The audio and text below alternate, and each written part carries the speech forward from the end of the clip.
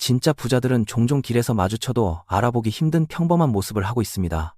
SNS에서 가장 활발하게 활동하며 화려한 삶을 사는 것처럼 보이는 사람들이 사실은 가장 부유하지 않을 뿐만 아니라 오히려 가장 위태로운 상태일 수 있다는 생각해 보신 적 있으신가요?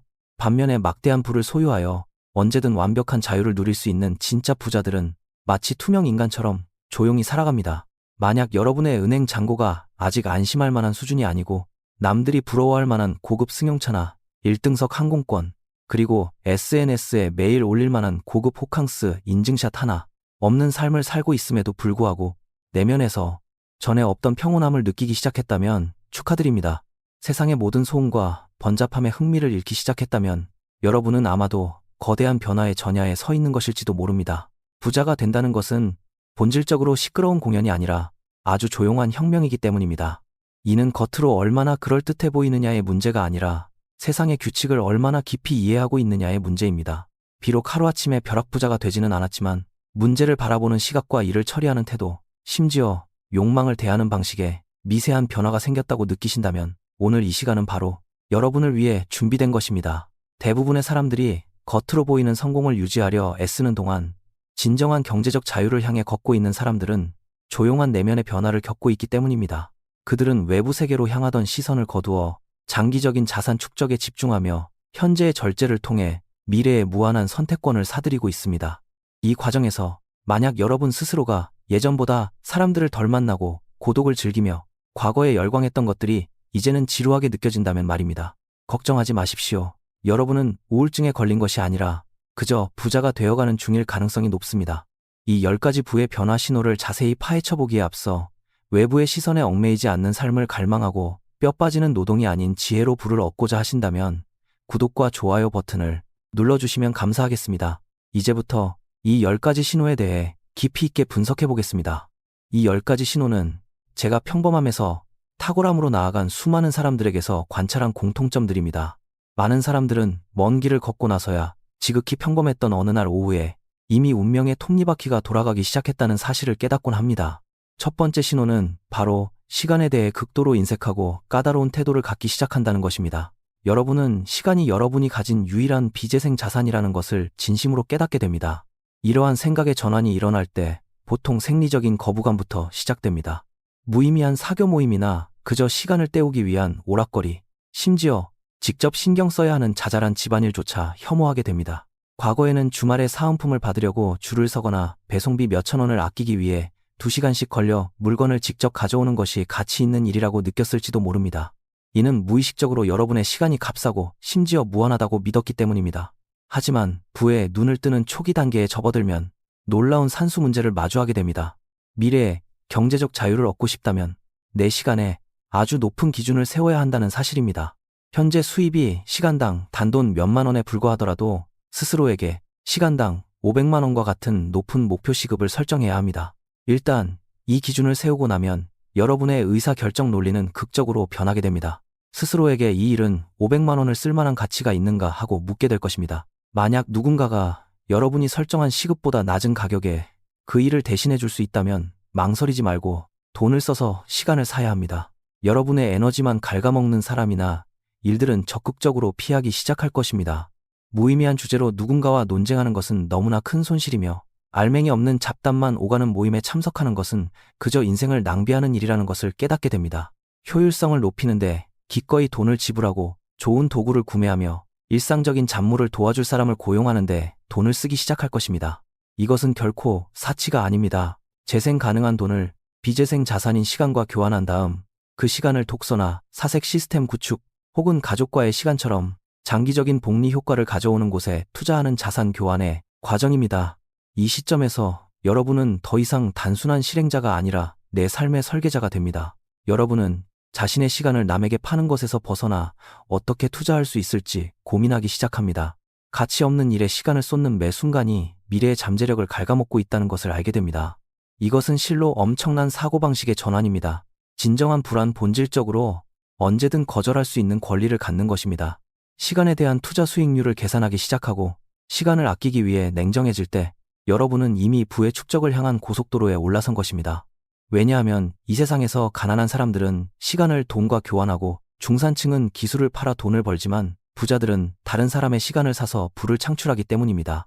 두 번째 신호는 스스로 동기를 부여하고 심지어 굶주린 듯이 학습하는 상태에 진입했다는 것입니다. 하지만 이 학습은 더 이상 자격증이나 승진을 위한 것이 아니라 지식에 대한 내면의 갈증을 해소하고 판단력을 높이기 위한 것입니다. 대부분의 사람들은 학교를 떠나는 순간 학업을 끝내버리며 오직 현재 위치에서 어떻게 살아남을지 혹은 남들보다 어떻게 더 똑똑해 보일지에만 신경을 씁니다. 하지만 진정으로 부유해진 사람들은 학교에서 배운 것들이 자신을 부자로 만들어주지 않는다는 사실을 깨닫습니다. 학교는 조직이라는 기계에 맞는 훌륭한 톱니바퀴가 되는 법을 가르치지만 부를 얻기 위해서는 여러분 스스로가 하나의 독립적인 시스템이 되어야 하기 때문입니다.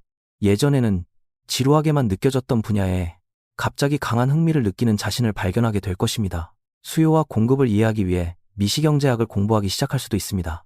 인센티브의 구조를 파악하다가 인간의 약점과 의사결정의 편향성을 이해하기 위해 심리학을 깊이 파고들 수도 있습니다. 협력과 경쟁 이면에 숨겨진 수학적 논리를 파악하기 위해 게임 이론을 탐구할지도 모릅니다. 심지어 삶의 궁극적인 의미를 고찰하기 위해 철학책을 펼칠 수도 있습니다. 이러한 학습은 더 이상 강제적인 것이 아니라 사막을 걷는 사람이 물을 갈망하듯 내면에서 우러나오는 강력한 충동입니다. 여러분은 이 세상이 어떻게 돌아가는지 그 원리를 간절히 이해하고 싶어집니다. 쇼츠 영상이나 예능 프로그램을 보던 소중한 여가 시간을 심도 있는 독서와 사색에 기꺼이 쏟아부을 것입니다. 현대 사회에서 가장 위대한 레버리지는 노동이나 자본이 아니라 구체적인 지식과 올바른 판단력이라는 것을 깨닫게 될 것입니다. 이 구체적인 지식이란 단순한 훈련으로는 쉽게 얻을 수 없는 지식을 말합니다. 교과서에 쉽게 적을 수 있는 지식이라면 컴퓨터에도 쉽게 입력할 수 있다는 뜻입니다. 혹은 더 저렴한 노동력에 외주를 줄 수도 있겠죠. 여러분이 진정으로 추구해야 할 것은 자신만의 고유한 성격과 재능, 그리고 경험이 결합된 지식입니다. 이러한 지식은 수많은 시행착오와 끈질긴 관찰, 깊은 성찰을 통해서만 얻을 수 있습니다. 이 과정을 거치면서 여러분은 아주 겸손해질 것입니다. 알량한 자존심을 지키기 위해 모든 것을 다 아는 척하는 행동은 멈추게 됩니다. 오히려 모른다는 사실을 흔쾌히 인정하는 것이 지혜를 얻는 첫걸음이라는 것을 알기에 모른다는 말을 자주 하게 될 것입니다. 여러분은 모든 정보를 레버리지로 바라볼 것이며 차곡차곡 쌓아올린 사고의 틀은 미래의 의사결정을 위한 강력 무기가 될 것입니다. 여기서 흥미로운 현상을 하나 발견하게 됩니다. 진정으로 끊임없이 내공을 쌓는 사람들은 외부 세계에 자신이 책을 얼마나 많이 읽었는지 증명할 필요가 없기 때문에 갈수록 조용해진다는 것입니다.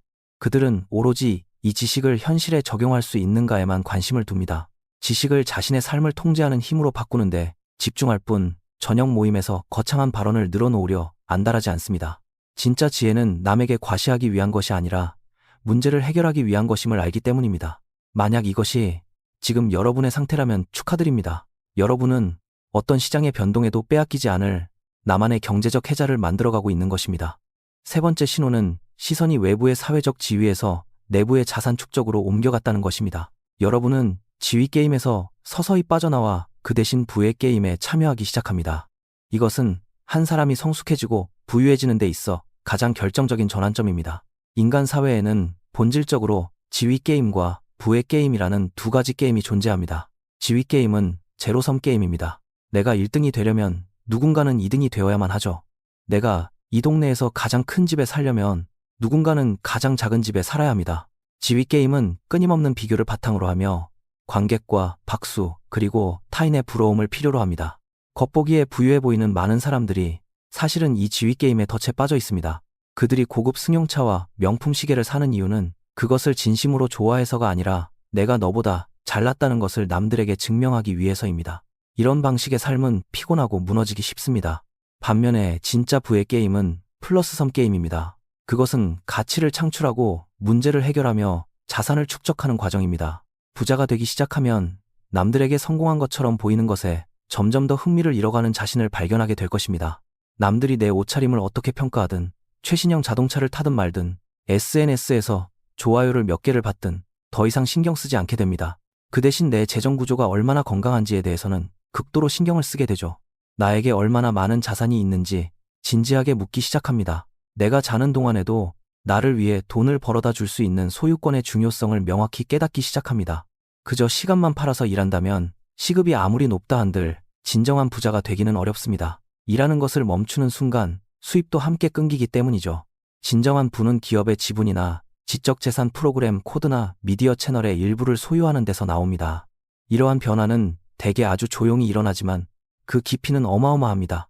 겉으로 과시하는 부의 상당수가 사실은 빚과 불안 위에 지어진 모래성이라는 것을 꿰뚫어 보게 될 것입니다. 화려하지 않아도 묵묵히 현금 흐름을 창출해내는 진짜 자산의 진가를 알아보기 시작합니다. 진정한 명품은 에르메스 가방이 아니라 완벽한 자유라는 것을 알게 됩니다. 든든한 자산이 있기에 마음에 들지 않는 사람이나 일에 언제든 당당히 아니오라고 말할 수 있는 그 여유 말입니다. 여러분의 관심사는 단순한 소비에서 벗어나 순간적인 도파민을 버리고 자산이 주는 장기적인 안정감으로 이동합니다. 그래서 돈을 쓸 때마다 자신에게 묻게 됩니다. 나는 지금 사는 순간 가치가 떨어지는 부채를 사고 있는가? 아니면 미래의 가치가 오르거나 현금을 만들어줄 자산을 사고 있는가? 돈이 더 이상 소비 후 남겨진 영수증 쪼가리가 아니라 나를 위해 싸우는 든든한 병사가 될 때 여러분의 역할은 돈의 노예에서 돈의 주인으로 바뀝니다. 이 변화는 아주 고요하게 일어나지만 앞으로 수십 년의 운명을 완전히 뒤바꿔 놓을 것입니다. 네 번째 신호는 생활 수준이 소득이 늘어나는 속도보다 의도적으로 뒤처지게 둔다는 것입니다. 이를 전략적 라이프스타일 지연이라고 부르는데 매우 직관에 어긋나 보이지만 자수성가한 모든 부자들의 공통된 비밀이기도 합니다. 평범한 사람들은 소득이 늘어나면 가장 먼저 소비를 늘리고 더 큰 집을 사려고 합니다. 더 좋은 차를 타고 더 비싼 식당에 가는 것, 이것을 라이프스타일 인플레이션이라고 부릅니다. 그 결과 돈은 더 많이 벌지만 저축은 늘지 않으며 오히려 늘어난 대출 부담 때문에 위험을 감수하는 능력은 더욱 약해집니다. 이것이 바로 그 유명한 옆바퀴 함정입니다. 더 빨리 달릴수록 옆바퀴도 더 빨리 돌게 되어 영원히 멈출 수 없는 상태가 되는 것이죠. 하지만 조용히 부자가 되어가는 사람들은 이와 완전히 다른 행동을 취합니다. 수입이 2배로 뛰어도 생활비는 10% 정도만 늘리거나 아예 예전 그대로 유지합니다. 이는 돈을 아끼기 위해 자신을 고문하는 것이 아닙니다. 욕망을 통제함으로써 완벽한 자유라는 옵션을 사들이고 있는 것입니다. 부를 축적하는 핵심은 일확천금이 아니라 수입이 급증할 때마다 스스로 세운 절제의 경계선을 지켜낼 수 있느냐에 달렸다는 것을 서서히 깨닫게 될 것입니다. 비로소 진정으로 이해하기 시작하는 것이죠. 미니멀리즘의 가치는 가난에서가 아니라 압도적인 효율성에서 나온다는 사실을 말입니다. 수입이 늘어난다고 해서 모든 물건을 다 업그레이드할 필요가 없다고 느낍니다. 얼마나 럭셔리해 보이는가 보다 물건의 실용성과 내 에너지를 얼마나 아껴주는가를 더 가치 있게 평가하기 시작합니다. 이렇게 늦춰진 생활 방식은 엄청난 심리적 우위를 가져다 줍니다. 생활비가 수입보다 턱없이 낮을 때 내면에는 평온하고 흔들림 없는 여유가 자리 잡게 됩니다. 직장을 유지하기 위해 자존심을 굽힐 필요가 없습니다. 언제든 당장 그만둘 수 있는 충분한 저축이 있기 때문입니다. 눈앞의 이익 때문에 양심을 속이거나 행동을 바꿀 필요도 없습니다. 그깟 푼돈이 아쉬운 상황이 아니니까요. 삶의 초점은 점차 내가 무엇을 소유하고 있는가에서 이 물건들이 나에게 무엇을 가져다 줄 수 있는가로 이동합니다. 이것이 나의 시간을 사줄 수 있는가? 나의 내면의 평화를 사줄 수 있는가? 내 인생에 더 많은 선택권을 쥐어줄 수 있는가? 가장 중요한 것은 여러분이 남들에게 내 가치를 증명해야 한다는 그 지독한 중독에서 완전히 벗어났다는 것입니다. 충분히 그럴 능력이 있다는 것을 스스로 알지만 굳이 하지 않기로 선택한 것입니다. 능력이 있음에도 드러내지 않는 이 절제야말로 가장 차원이 높은 과시입니다. 이런 사고방식이 무의식 중에 난공불락의 재정적 요새를 구축하게 만들며 극심한 경제 침체 앞에서도 여러분이 평정심을 유지할 수 있게 해줍니다. 5번째 신호는 시간의 주기를 뛰어넘는 안목을 갖기 시작했다는 것입니다. 장기적인 이익을 위해 단기적인 고통이나 지루함을 기꺼이 견뎌낼 수 있게 됩니다. 이것이 바로 투기꾼과 투자자를 가르는 분수령이자 평범함과 탁월함을 구별짓는 핵심적인 특성입니다. 진정으로 꾸준히 자산을 축적하는 길을 걷고 있는 사람들은 대개 10년, 20년, 심지어 평생이라는 시간의 단위로 세상을 바라봅니다. 모든 것이 너무나 빠른 요즘 시대에 사람들은 즉각적인 반응만을 원합니다. SNS에 게시물을 올리고 바로 반응이 오기를 기다리죠. 즉각적인 좋아요를 기대하고 프로젝트를 시작하면 당장 다음 달에 수익이 나길 바라며 주식을 사면 내일 당장 상한가를 치기를 바랍니다. 이처럼 즉각적인 만족을 원하는 욕망이야말로 부를 축적하는 데 있어 가장 큰 적입니다. 여러분에게 희귀하고도 귀중한 능력인 인내심이 서서히 자리 잡으면서 복리라는 것이 단순한 수학적 개념이 아니라 이 세상이 돌아가는 근본적인 논리라는 것을 이해하게 됩니다. 부, 능력, 건강, 인간관계, 그 어떤 것이든 겹겹이 쌓아 올리는 데는 시간이 필요하며 임계점에 다다르면 마침내 폭발적인 성장으로 이어진다는 것을 말입니다. 이런 마음가짐이 자리 잡으면 더 이상 지름길을 찾느라 서두르지 않습니다. 모든 지름길이 종종 가장 멀리 돌아가는 길이라는 것을 알기 때문입니다. 여러분은 기꺼이 어렵지만 옳은 일에 뛰어들게 될 것입니다. 예를 들어 내일 어떤 주식이 오를지 연구하는 데 시간을 쓰는 대신 몇 년의 시간을 들여 대체 불가능한 기술을 연마하는 쪽을 택할 것입니다. 영양가 없는 인맥을 넓히는데 10년을 허비하는 대신 탄탄한 퍼스널 브랜드를 구축하고 남들이 따라할 수 없는 독보적인 능력을 키우는 데 집중할 것입니다. 여러분은 멀리 있는 장기적인 결과를 바라보고 있기 때문에 단기적인 변동이나 일시적인 득실에 무덤덤해질 것입니다. 이런 사고방식은 여러분을 아주 둔감하게 만들어줍니다. 시장이 오르내릴 때 남들이 패닉에 빠져도 여러분은 평온함을 유지할 것입니다. 그것이 긴 주기 속에서 일어나는 작은 잔물결에 불과하다는 것을 알기 때문이죠. 시장의 타이밍을 맞추려고 애쓰는 대신 장기적으로 시장에 머물며 끊임없이 참여하는 것 자체를 나만의 강력한 무기로 만들게 됩니다. 이것은 사실 엄청나게 높은 수준의 지혜입니다. 여러분이 기꺼이 기다리는 이유는 게을러서가 아닙니다. 그런 방향만 맞다면 시간은 가장 든든한 내 편이라는 확신이 있기 때문입니다. 마치 대나무가 땅속에 뿌리를 내린 후 4년 동안은 단 몇 센티미터밖에 자라지 않지만 5년째가 되면 하루에 30cm씩 무서운 속도로 자라나는 것과 같습니다. 대부분의 사람들은 결과가 눈에 보이기도 전에 포기하고 떠나버리지만 여러분은 묵묵히 투자를 멈추젠 실력을 쌓아갈 것입니다. 이 조용하고 굳건한 끈기가 아무도 모르는 사이에 최종적인 격차를 남들이 결코 범접할 수 없는 높이로 벌려놓게 됩니다. 6번째 신호는 여러분의 인간관계가 극적인 변화를 겪기 시작한다는 것입니다. 주변의 아이디어와 미래의 방향에 대해 이야기하는 사람들은 많아지는 반면 오직 남 이야기나 시시비비만 따지는 사람들은 서서히 사라지게 됩니다. 이 과정은 종종 고통스럽고 뼈저린 외로움을 동반하기도 합니다. 밤새워 수다를 떨던 친구들이 이제는 왠지 모르게 지루하게 느껴지는 것을 경험하게 될 것입니다. 그들이 나쁜 사람으로 변해서가 아니라 여러분이 내뿜는 주파수가 달라졌기 때문입니다. 대부분 사람들의 사교 활동은 뒷담화와 감정의 배설을 바탕으로 이루어집니다. 사람들이 모이면 직장 상사나 배우자를 흉보거나 어느 연예인이 바람을 피웠다거나 누구네 집이 새로운 명품 가방을 샀다는 이야기들 뿐입니다. 이런 대화는 본질적으로 아주 저차원적인 정신적 마사지에 불과하며 여러분의 귀중한 시간을 낭비하고 일시적이고 헛된 우월감이나 공감대를 형성하는 것 외에는 아무런 가치를 주지 못합니다. 철저하게 레버리지가 낮은 사교 활동인 셈이죠. 부자가 되어갈수록 여러분은 이 부정적인 에너지의 블랙홀을 본능적으로 거부하게 됩니다. 그리고 나의 인지적 경계를 넓혀줄 수 있는 대화를 열렬히 갈망하기 시작합니다. 비록 지금은 재정적으로 어려움을 겪고 있더라도 자신의 비즈니스 모델을 열정적으로 설명하는 창업가의 이야기에 더 귀 기울이고 싶어집니다. 패션에 대해서는 아무것도 모른다 하더라도 인공지능 기술을 연구하는 엔지니어와 대화하는 것이 훨씬 더 즐거워집니다. 왜냐하면 이런 대화 속에서는 새로운 개념과 시대의 흐름, 그리고 문제를 해결하는 방법을 배울 수 있기 때문입니다. 이것이 바로 실리콘밸리에서 흔히 말하는 역동성이 높은 사람들입니다. 이제 여러분이 주변 사람을 선택하는 기준은 알고 지낸 기간이나 거칠애가 아니라 그들의 가치관이 긍정적인지, 나와 목표의 결이 맞는지, 그리고 장기적인 플러스섬 게임을 하고 있는지로 바뀝니다. 이것을 명심하십시오. 여러분은 가장 자주 만나는 5사람의 평균입니다.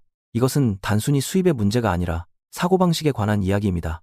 주변 사람들이 온통 돈을 아끼는 방법만 이야기한다면 여러분이 돈 버는 방법을 배우기는 매우 어렵습니다. 반대로 주변 모두가 가치 창출을 통해 부를 얻는 방법에 대해 토론한다면 그 분위기에 좋은 영향을 받지 않기란 불가능에 가깝습니다. 인간관계의 물갈이는 권력을 쫓는 것이 아니라 나 자신이 진화하는 과정입니다. 시스템을 어떻게 구축할지, 미래를 어떻게 계획할지, 나 자신에게 어떻게 투자할지에 대해 이야기하기 시작하면 여러분을 이해하지 못하는 사람들은 자연스럽게 멀어지고 결이 맞는 사람들은 자석처럼 끌려오게 될 것입니다. 성공은 전염됩니다. 수준 높은 관계망 안에서는 서로의 사고방식이 오픈소스처럼 투명하게 공유되기 때문입니다. 일상적인 대화의 주제가 과거에 있었던 일에서 미래의 창조해낼 일로 바뀌었다면 여러분의 인맥에 이미 부의 씨앗이 깊이 뿌리내려 싹을 틔운 것입니다.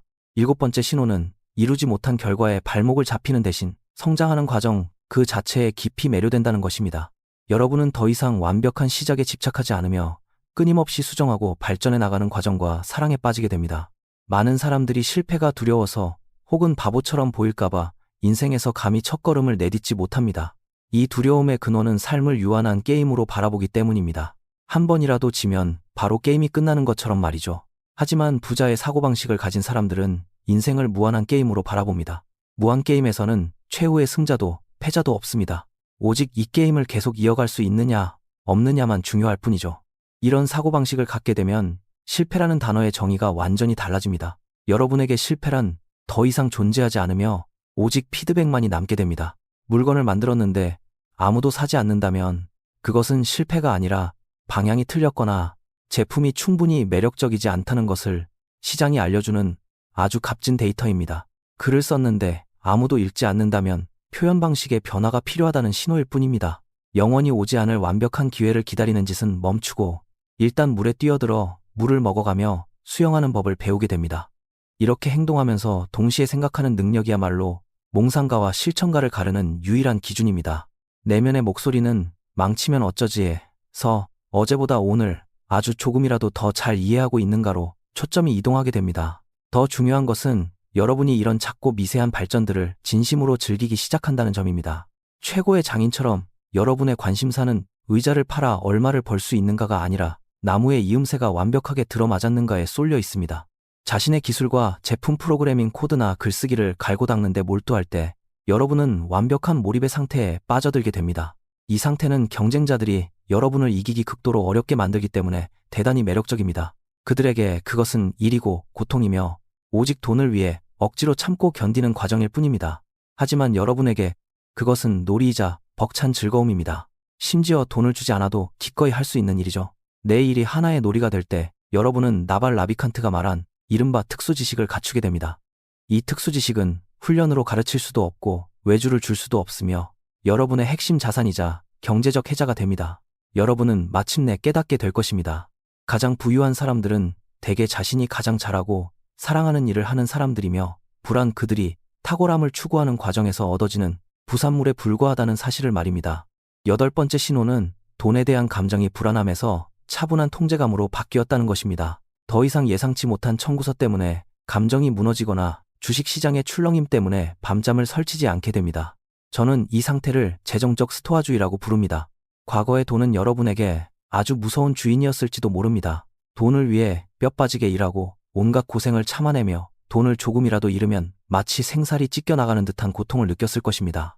이런 결핍감은 여러분의 감각을 무디게 만들어 어떤 결정을 내릴 때 당장의 이익에만 눈이 멀어 장기적인 위험을 외면하게 만들었습니다. 하지만 이제 모든 것이 달라졌습니다.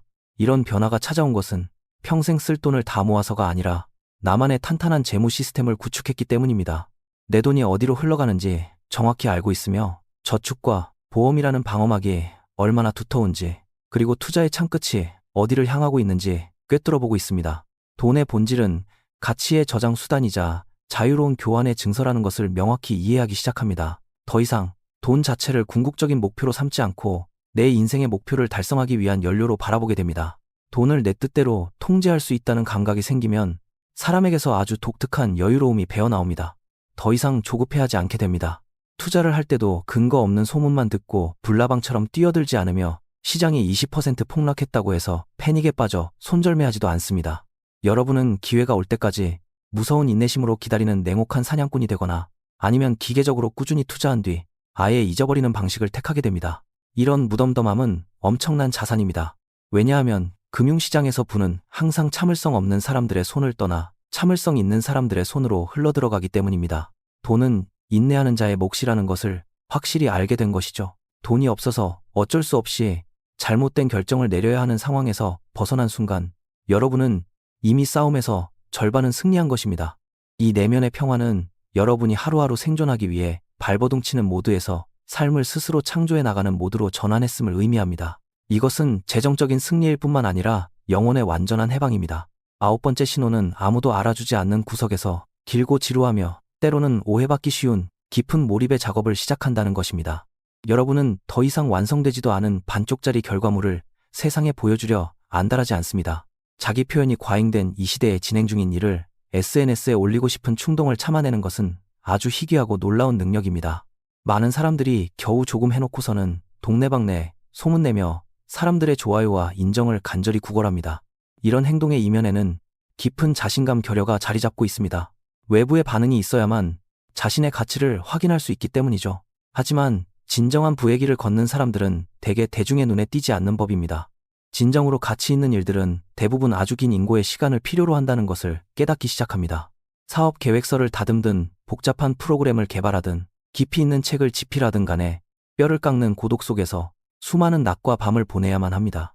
이제 여러분은 자신이 무엇을 하고 있는지 남들에게 구구절절 설명할 필요도 내 계획이 실행 가능하다는 것을 증명할 필요도 없습니다. 내면에 아주 확고하고 단단한 평가 기준이 자리 잡았기 때문입니다. 내가 무엇을 하고 있는지 알고 있고 이 일의 장기적인 가치를 확신한다면 그것으로 충분합니다. 이 상태는 마치 대나무 뿌리가 땅속 깊이 뻗어 내려가거나 고래가 심해로 잠수하는 것과 같습니다. 여러분은 수면 위에서 일어나는 잔파도에는 관심이 없으며 오직 그 아래를 흐르는 거대한 심층수에만 집중합니다. 또한 사람들의 오해를 받거나 심지어 과소평가받는 상황에도 익숙해지기 시작합니다. 남들이 내 상황이 별로 안 좋다고 생각하거나 내가 시야에서 사라졌을 때 오히려 마음속으로 통쾌함을 느낄지도 모릅니다. 평범해 보이는 것이야말로 가장 완벽한 위장술이라는 것을 알기 때문입니다. 여러분은 보이지 않는 곳에서 나만의 레버리지를 묵묵히 만들고 있습니다.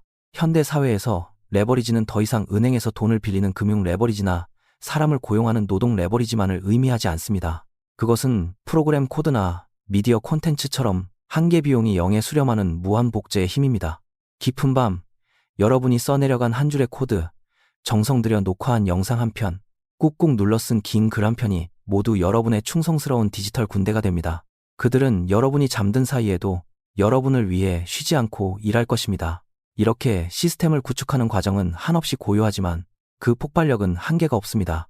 남들에게 보여주기 위한 가짜 성실함에서 벗어나 진짜 결과물을 만들어내는 데 집중할 때 부의 플라이휠은 이미 힘차게 돌아가고 있는 것입니다. 10번째 신호는 여러분이 서서히 부를 담을 자격이 있는 사람으로 변해가고 있다는 것입니다. 여러분의 육체적, 정신적 상태, 그리고 깊숙한 기저의 운영체제가 막대한 에너지를 감당할 수 있도록 업그레이드되고 있는 중입니다. 이는 가장 미묘하지만 결정적인 신호입니다. 찰리 멍거는 원하는 것을 얻는 가장 확실한 방법은 그것을 가질 자격을 갖추는 것이라고 말했습니다. 부라는 것은 실로 거대한 에너지입니다. 만약 여러분의 그릇이 튼튼하지 않다면 막대한 부가 들어왔을 때 그것을 담아내지 못할 뿐만 아니라 도리어 자신을 파멸시키고 말 것입니다. 어느 순간부터 예전과 비교할 수 없을 정도로 육체의 건강을 가장 중요하게 챙기기 시작하는 자신을 발견하게 될 것입니다. 밤새우는 것을 멈추고 쓰레기 같은 음식을 끊으며 규칙적인 운동을 시작하게 되는데 이는 몸이야말로 이 세상에서 내가 가진 유일하고도 소중한 그릇이라는 사실을 깊이 깨달았기 때문입니다. 건강을 잃으면 그 어떤 막대한 부도 쓸모없는 숫자에 불과합니다. 자유를 누릴 체력조차 남아있지 않다면 그깟 자유가 다 무슨 소용이겠습니까? 이와 동시에 여러분의 사고체계 또한 무섭게 진화하며 훨씬 더 정직한 사람으로 변모하게 됩니다. 이것은 도덕군자가 되려 해서가 아니라 거짓말이 요구하는 인지적 비용이 너무 커서 장기적인 수학적 논리에 전혀 부합하지 않는다는 것을 철저히 깨달았기 때문입니다. 초연결 사회에서 평판이야말로 가장 효율적이고 강력한 레버리지라는 것을 알기에 여러분은 사람들에게 깊은 신뢰를 주는 사람이 됩니다. 또한 단순한 행복을 넘어 내면의 절대적인 평온을 추구하기 시작합니다. 행복은 도파민이 일시적으로 뿜어져 나오는 것이지만 평온함은 세로토닌이 주는 장기적이고 깊은 영양분이기 때문입니다. 내면의 평화를 얻은 사람은 결정을 내릴 때 감정에 흔들림이 없으며 마치 정교한 컴퓨터처럼 작동하기 때문에 대단히 위협적인 존재입니다. 이 모든 상태의 궁극적인 완성은 현실에 깊이 만족하면서도 결코 안주하지 않는 경지에 도달하는 것입니다. 당장 무언가를 더 가지지 못하면 불행해질 것이라는 끔찍한 결핍감에서 벗어나 지금 가진 모든 것에 진심으로 깊은 감사를 느낍니다. 하지만 동시에 끊임없이 창조하고 도전합니다. 가난이 두려워서가 아니라 무언가를 만들어내는 과정 그 자체가 내 생명력을 가장 찬란하게 발산하는 길이기 때문입니다. 여러분이 육체적으로 강건하고 정신적으로 명석하며 감정적으로 평온하고 흔들림 없는 평판을 가진 사람이 될 때 불안 그저 여러분이 뿜어내는 매력과 아우라의 자연스러운 결과물로 따라오게 됩니다. 여러분은 더 이상 나비를 쫓아다니는 아이가 아닙니다. 이제 나비들이 스스로 날아오게 만드는 아름다운 정원이 된 것입니다. 이것이 바로 사람들이 흔히 말하는 끌어당김의 법칙입니다.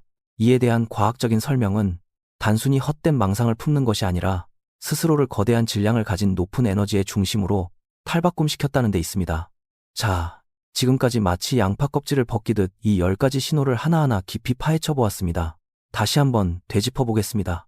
시간을 가장 소중한 자산으로 여기는 것부터 스스로 학습하는 시스템을 구축하는 것, 시선을 외부의 지위에서 내부의 자산으로 돌리고 삶의 욕망을 전략적으로 통제하는 것, 주기를 뛰어넘는 인내심을 갖고 에너지가 넘치는 인맥을 곁에 두며 끊임없이 수정하는 과정을 진심으로 사랑하는 것, 돈에 대한 여유로운 통제권을 쥐고 아무도 보지 않는 고독 속에서 몰입하며 마침내 자신의 몸과 마음을 최상의 상태로 업그레이드하는 것까지. 이 모든 과정이 하루아침에 벼락부자가 되는 것과는 거리가 멀어 보이지만 사실 이것이야말로 진정한 경제적 자유로 가는 단 하나의 지름길입니다. 남들이 말하는 얄팍한 지름길은 가장 붐비고 위험한 길인 반면 뼈를 깎는 자제력과 성찰이 필요해 보여 한없이 멀게만 느껴지는 이 길이야말로 로마로 향하는 진짜 고속도로입니다. 여기까지 들으시고 이 10가지 신호 중 단 두세 개라도 깊이 공감하는 부분이 있다면 스스로를 절대 의심하지 말라고 진심을 다해 말씀드리고 싶습니다. 여러분은 지금 가장 올바른 길을 가고 있습니다. 지금 당장은 갓 돋아난 새싹처럼 연약해 보이고 세상과 동떨어져 보일지라도 시간이 만들어내는 복리의 마법과 장기적인 사고가 가진 위대한 힘을 믿으십시오. 고요함은 그 자체로 막강한 힘입니다. 조금 천천히 가셔도 괜찮습니다. 나 자신이 되는 것 자체가 가장 위대한 전략이자 특권이기 때문입니다. 이 영상을 시청하고 계신 여러분께 묻고 싶습니다. 이 10가지 신호 중 어떤 것이 가장 가슴에 와닿았거나 현재 직접 겪고 계신가요? 여러분의 솔직한 이야기를 댓글로 남겨주십시오. 예를 들어 저는 6번째 신호를 겪고 있어요. 인간관계를 물갈이하는 게 고통스럽지만 그럴 만한 가치가 있네요. 혹은 8번째 신호를 연습 중입니다. 돈에 대해 무덤덤해지려고 노력하고 있습니다. 처럼 말이죠. 저는 부와 지혜의 바다를 탐험하는 여러분의 든든한 동반자이자 오랜 벗입니다. 오늘 영상이 작게나마 영감을 주었다면 주저하지 마시고 구독과 좋아요를 눌러주십시오. 이것은 저에게 큰 힘이 될 뿐만 아니라 여러분 스스로가 삶의 깊이와 성장을 추구하는 사람이라는 것을 알고리즘에 확실히 각인시키는 방법이기도 합니다. 우리 모두 고요함 속에서 묵묵히 내공을 쌓아 흔들림 없이 풍요로운 삶을 향해 나아갑시다. 그럼 다음 영상에서 뵙겠습니다.